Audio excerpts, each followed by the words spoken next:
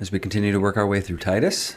A little bit more on the function of elders, how they guard against false teaching, but also encourage people by their lives. Had you had more time, what would we have done?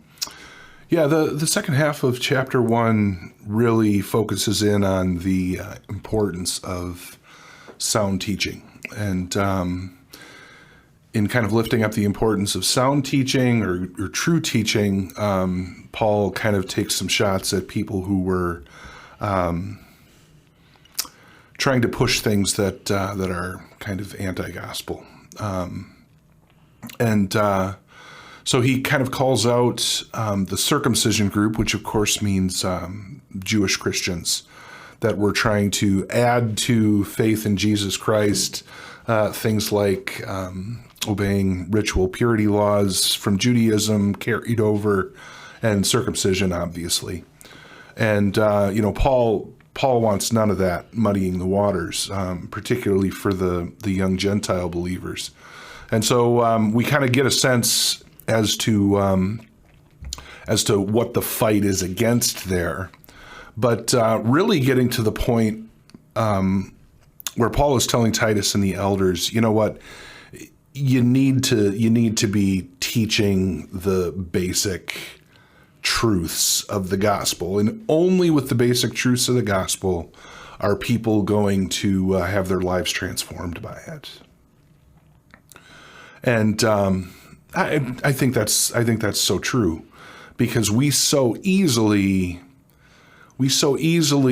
kind of veer off into the ditch of works righteousness. Those of us who are serious about our faith, and it's just kind of one of those fallen human tendencies that we continue to fight against. That we like hierarchies.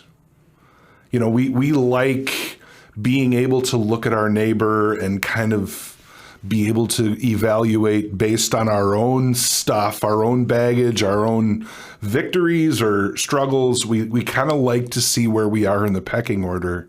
And really, I think in essence, what Paul is telling us is, that is not the way of the gospel at all. And we need to be really, really careful of anything that's going to make us feel superior or inferior to other believers. It's not what it's about.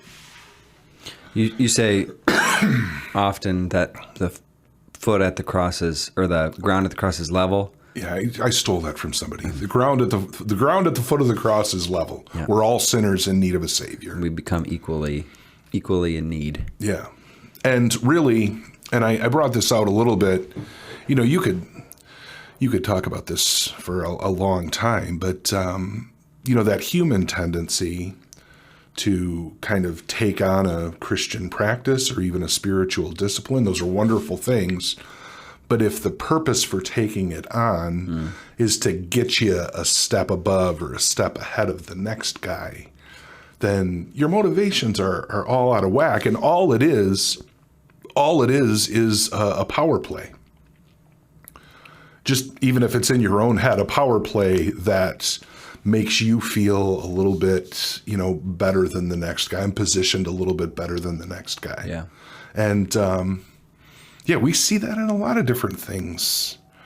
We have that attitude, with Christian education, maybe. Sure. Those who choose Christian education feel superior because, they're making that sacrifice. And honestly, people who do choose homeschooling, they feel superior because it's like, I'm giving my kids like a very, very focused Christian perspective. And, people that send their kids to public schools can kind of make the argument, I'm superior in terms of my outlook because, I want my kids who are believers to be evangelists at a public school. And so everybody kind of frames it in such a way that my way is a little bit better than the next guy's. And I don't think that's helpful. Right. And that's part of what Paul is warning against in terms of, don't fall for these false teachings. And he even calls the false teachers, people who are in it for personal gain. And personal gain doesn't necessarily just mean money. It means influence. It means respect. It means like whatever is gratifying them that is kind of vying with the glorification of God in what we do. So we often think of those people, like the people that are in it for selfish gain, as like the Joel Osteens, Kenneth Copeland, Kenneth Hagin, like these real predatory type false teachers. And the cross-section of our congregation that watches 700 Club and our YouTube shows is slim. Yeah. So I wish I could say on here, please turn off 700 Club. Yeah. It's almost entirely garbage, false teaching. But you are right to bring up some of these more nuanced things that, like it's in our church too, to the degree that we think these add-ons benefit our standing before God, like circumcision in the circumcision group. Yep. God is going to see this as we were the ones who did it right. Yeah. We had a leg up on everybody else. And, that I brought up education just because that's kind of unique to our church setting. But, I mean, you could apply that to what you permit and do not permit on the Sabbath. I mean, that's a way that people kind of position themselves. You can apply that to musical or worship tastes. Sure. I was thinking how often you celebrate communion. Yep. We don't celebrate communion often enough, I think, but the friends of mine in ministry who celebrate like weekly communion, that's kind of like, we do weekly communion. You guys, peasants just do it every so often. We have 2 worship services on Sunday, different ones. Yeah. Right? Yeah. So. Yeah. There's lots of spiritual disciplines was a good word for it that we kind of use as rungs on a ladder in our brains, sadly. Throughout the Gospels, Jesus, makes statements that, that as soon as your focus gets off of working on your relationship with God, that vertical relationship. Now, we're supposed to work on our horizontal relationships, but our horizontal relationships, when they have to do with kind of trying to one up the next guy, I mean, that's something that we just need to stay away from.